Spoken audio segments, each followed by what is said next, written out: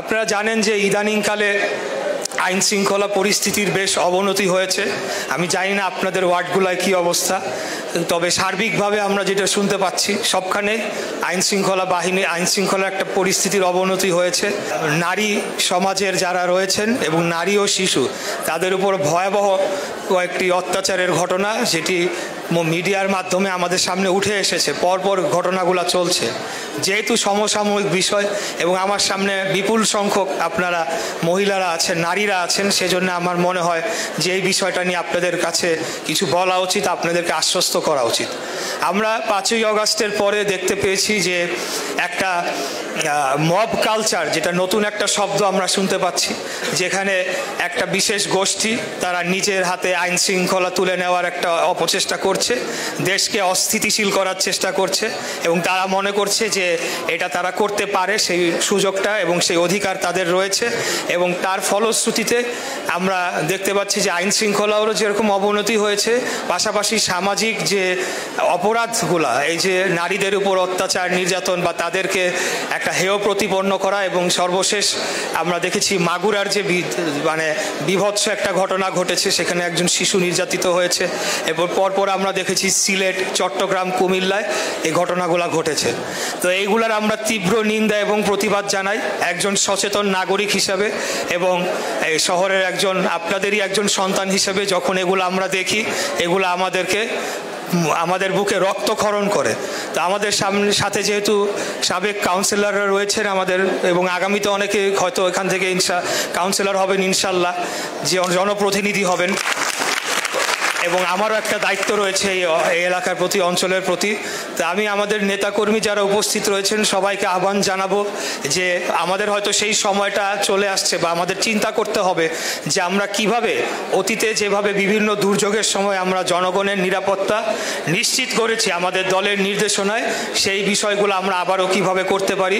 এবং বিশেষ করে আমাদের নারী সমাজে যারা রয়েছেন তারা যাতে কোনোভাবেও দুর্বল অনুভব না করে, তারা যাতে মনে না করে তারা অনিরাপদ এবং তাদের নিরাপত্তার ঝুঁকি রয়েছে, এটা নিশ্চিত করার জন্য আমি সকলকে জোরালোভাবে আহ্বান জানাচ্ছি, আপনারা এই জিনিসটা নিশ্চিত করবেন যে আমাদের নারীদের উপর যাতে কোনো ধরনের একটা আঘাতও না আসে, এবং যারা এই ধরনের পদক্ষেপ নিতে চাবে, নারীদের সম্মান হানি করতে চাবে, তাদেরকে আমরা কঠোরভাবে দমন করব এবং তাদেরকে আমরা ধরে আইন শৃঙ্খলা বাহিনীর হাতে তুলে দিব।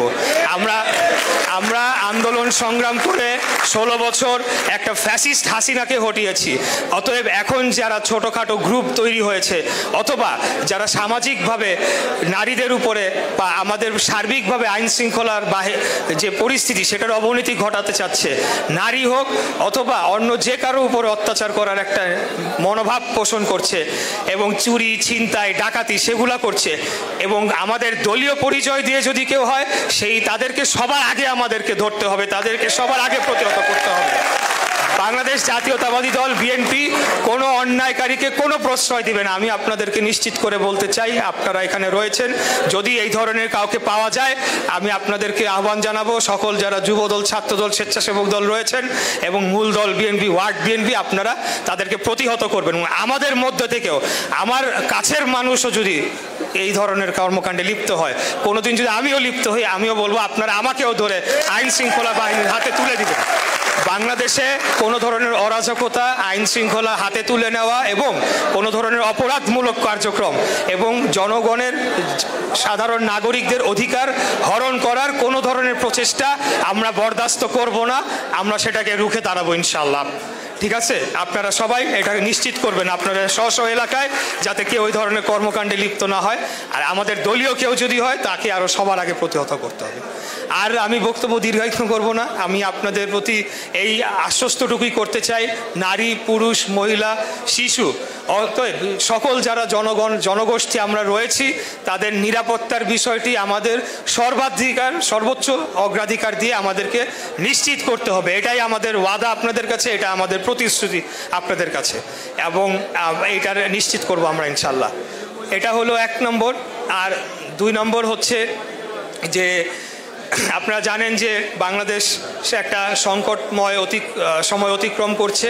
এখানে বর্তমানে একটি অন্তর্বর্তীকালীন সরকার আপাতত দায়িত্ব পালন করছে। একটি সুষ্ঠু সঠিক নিরপেক্ষ নির্বাচনের মাধ্যমে কিভাবে গণতান্ত্রিক পরিবেশ ফিরিয়ে আনা যায়, কারণ আমরা মনে করি যে একটা রাজনৈতিক সরকারই পারে যে কোনো সমস্যা কঠোর হাস্তে সেটাকে সমাধান করতে এবং সেগুলোকে বাস্তবায়ন করতে। তাই আজকে আপনাদের মাধ্যমে আমি এই দাবিটা জানাতে চাই যে অতি দ্রুততম সময়ে ন্যূনতম প্রয়োজনীয় যেসব সংস্কার রয়েছে এই নির্বাচন করার জন্য সেগুলা করে দ্রুততম সময়ে নির্বাচন অনুষ্ঠান করে নির্বাচিত সরকারের হাতে ক্ষমতা তুলে দিতে হবে, যাতে জনপ্রতিনিধি যারা জনগণের ভোটে নির্বাচিত হয় তারা জনগণকে সাথে নিয়ে বাংলাদেশকে সংস্কার বলেন, পুনর্গঠন বলেন এবং রাষ্ট্রকে বিনির্মাণ বলেন এবং রাষ্ট্রকে উন্নয়ন করার কথা যে কিছুই হোক সেটা জনগণকে সাথে নিয়ে একটা নির্বাচিত সরকার যাতে করতে পারে এবং গত জুলাই আগস্টে যে গণহত্যা সংগঠিত হয়েছে সেগুলোর জন্য যারা দায়ী তাদেরকে বিচারের আওতায় নিয়ে এসে শাস্তি নিশ্চিত করতে পারে, সেটার জন্য একটা রাজনৈতিক সরকার অত্যন্ত জরুরি প্রয়োজন হয়ে উঠে পড়েছে। আমি মনে করি যে একটা রাজনৈতিক নির্বাচিত সরকারই পারে যে অপরাধী যত বড় হোক না কেন, সন্ত্রাসী যত প্রভাবশালী হোক না কেন, সেটা বাংলাদেশের সর্বোচ্চ বড় ব্যবসায়ী হতে পারে, কিন্তু সে যদি জমি দখল করে থাকে, সে যদি আমাদের পেটে লাথি মেরে থাকে, তারা যদি সিন্ডিকেট করে জিনিসপত্রের দাম বাড়িয়ে জনগণের পেটে লাথি মেরে থাকে, তাদেরকে আইনের আওতায় আনা একটা রাজনৈতিক নির্বাচিত সরকারের জন্য অত্যন্ত সহজ। আমরা সহজেই সেই কাজটি করতে পারবো।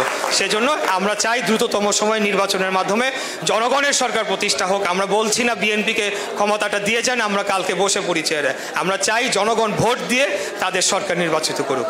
তো প্রিয় এলাকাবাসী, আর বক্তব্য দিব না, আমি আপনাদেরকে আবারও ধন্যবাদ জানাতে চাই। আপনারা ধৈর্য ধরে এখানে অনেকক্ষণ অপেক্ষা করছেন, রোজার দিনে আপনাদের কষ্ট হয়ে গিয়েছে। আমি আজকে যে আমাদের ঈদের উপহার সামগ্রী বিতরণ কর্মসূচি সফল করার জন্য সবাইকে আবারও ধন্যবাদ জানাচ্ছি।